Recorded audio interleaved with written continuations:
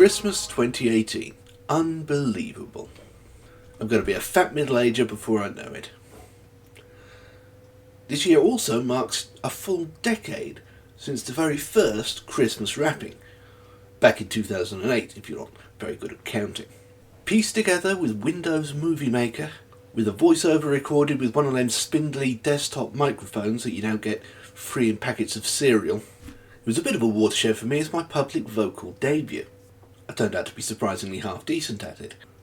The original inspiration was an article in TV Cream's Christmas Cream Guide a year or two earlier, which tabulated all the BBC One Christmas idents for what they considered the Cream era at the time. Since then it's expanded to include most of the 90s. The 90s having been my personal Cream era from the start, I expanded it to include the entire decade. And also BBC Two, which they left out. It turned out to be so much fun to make, I ended up making ITV in the face. And, what with one thing and another, here I am now living off the bloody things. But never mind about me. When did you check in the second section? Mom. In a minute, love. Has anyone seen my keys? They're in the drawer, love. Mom. In a minute. Will you, please? Try that one. All right, well, don't worry, I'm going to be there shortly. Yeah, oh, hang on, Jade. I don't know, love, if I've got time. Sorry, Jade, go on. Those 10 years saw television presentation and advertising move slowly closer together until finally reaching ultimate communion. Or what I hope is ultimate communion. I don't really want to see it get any closer. You may remember last year's BBC One Christmas package being very, let's say, John Lewis. Well, this year's one is all but indistinguishable from a John Lewis Christmas advert.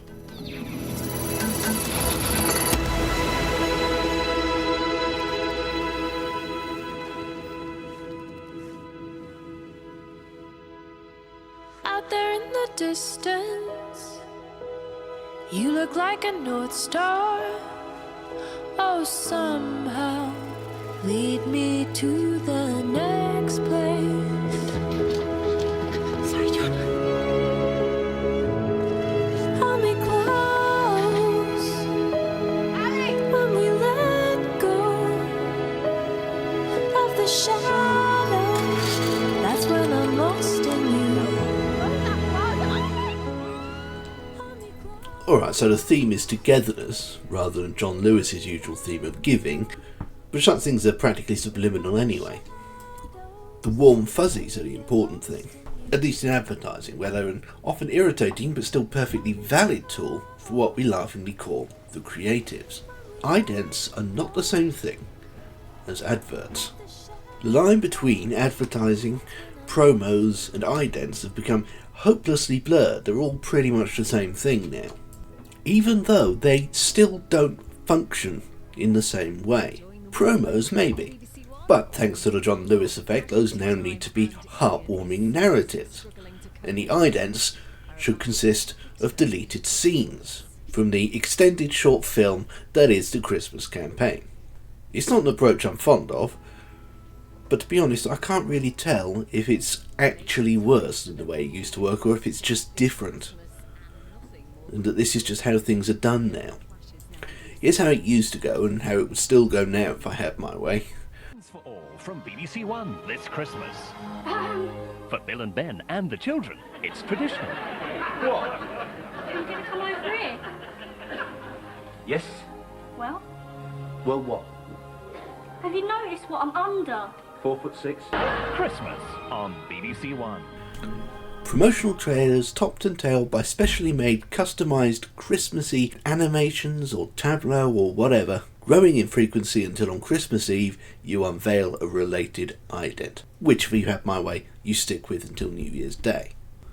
What seems to be the pattern now is a promotion in late November for the short film that is the centrepiece of your Christmas packaging, which goes live generally in the first Saturday of December and stays for the rest of the year.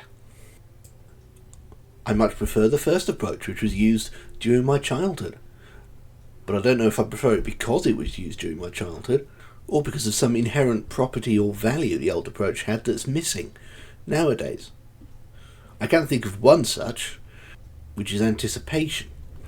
It was almost unbearably exciting to watch the Christmas trailers appear on the BBC in the first week of December, increase in frequency as it got closer to the big day, and then on Christmas Eve impatiently waiting for a programme to end so you can see the accompanying ident.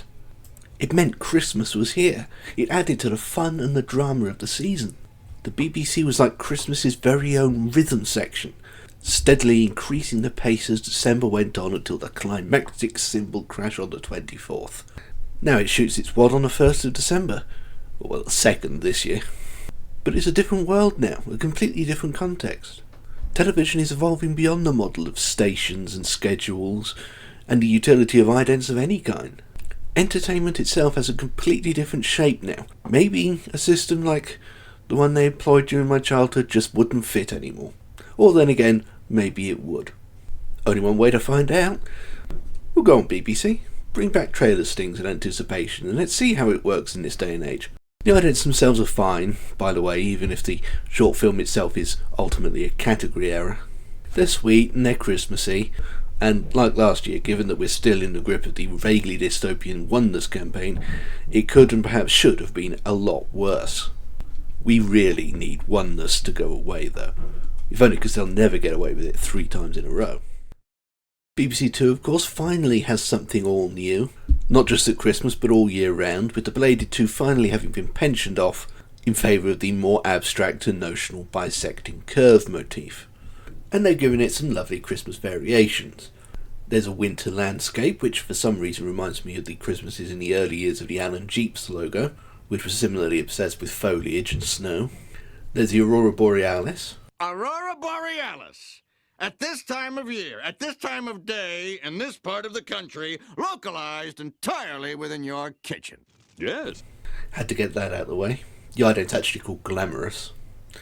And there is a cat, presumably cat-loafed beside a roaring fireplace.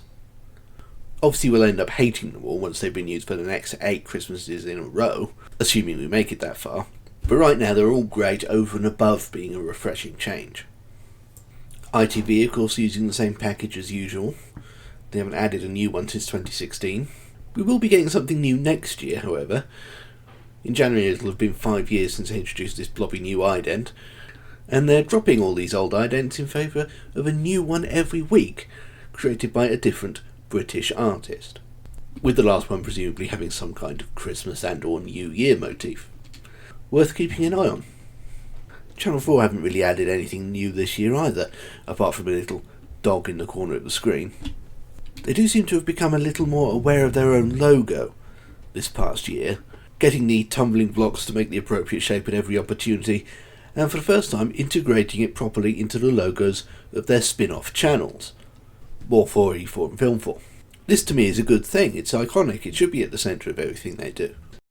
Sadly, one of the biggest disappointments of Christmas is the Radio Times. Yes, for the 3rd time in 6 years, Raymond Briggs's Snowman, or something related thereunto, makes it onto the cover of the legendary double issue. That obnoxious self-appellation shows no signs of abating, even as it becomes less appropriate with each passing year. By next year, this thing will almost certainly cost £5. The magazine really needs to stop self-congratulating, hire some people with imaginations and sort it out. Because it really will be a tragic day for British broadcasting when the Radio Times turns up its toes.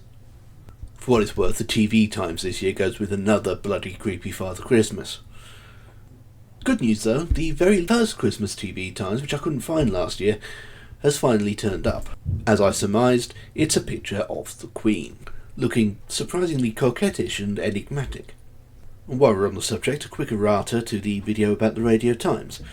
What I said then was the cover to the 1930 Christmas edition was actually the inside front cover.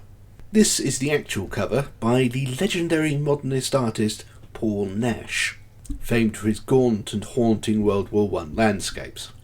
Being best known for angular, semi-abstract, war-torn landscapes, he's not necessarily the first person you'd think of to turn to for Christmas cheer, and indeed it's not a particularly festive image. Snow on the fields in the background notwithstanding. There was a definite fascination at the time though with the mechanics of broadcasting.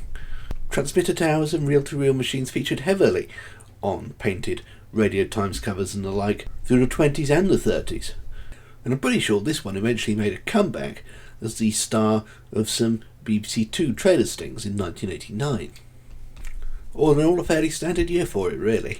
At least we got something fresh and interesting from BBC Two for a change, even if it seems destined to repeat itself for the best part of a decade to come. Last year we had to go all the way to S4C in Wales for inspiration. This year, rather disappointingly, they are doing the same thing, but at least they have expanded the mythos to include other parts of the workshop. And let's face it, by this time next year the country's due to have no money whatsoever, so almost everything will almost certainly be reused and recycled. At least that'll make Christmas wrapping 2019 a bit easier. Twyll a surprises rwan ar S4C a dydi Angela yn helpu dim ar achos Jim yn pobl y cwm. And it wouldn't be Christmas without you. Here for me, I know it's true. Merry Christmas, Merry la la la.